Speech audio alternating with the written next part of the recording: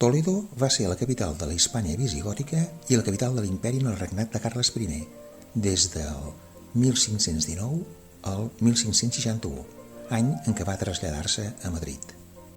La catedral. L'any 1226 es va iniciar la seva construcció sobre els fonaments de la catedral visigòtica del segle VI que s'usava com a mesquita. El cor és el cor més bonic de les catedrals europees. El cadirat del cor va ser fet pels artistes Berruguete, Bigami i Alamán, als voltants de l'any 1490. Es representen episodis de la conquesta de Granada. La capella major, amb el majestuós retaule de fusta policromada i daurada. A dalt del retaule hi ha el Calvari, de grans dimensions, rodejat per un cel estrellat. La capella major està tancada amb una sumptuosa reixa de l'artista Villalpando, que va trigar 10 anys en fer-la.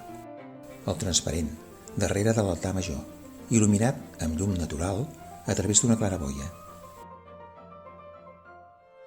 La sagristia amb 19 obres del Greco i altres de Goya, Tiziano, Velázquez, Caravaggio, Rafael i d'altres.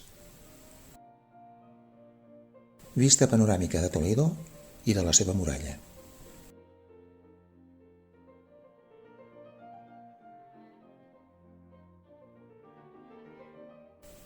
El quadre del Greco, l'enterrament del senyor d'Orgàs, a l'església de Sant Tomé.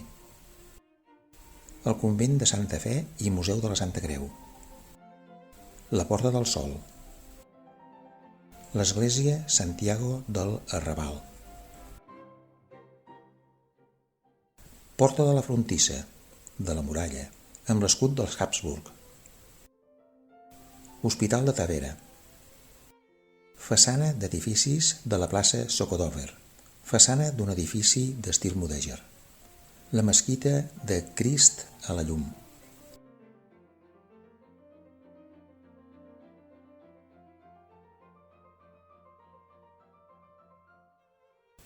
Vistes de la muralla. Església de Sant Ildefons dels Jesuïtes.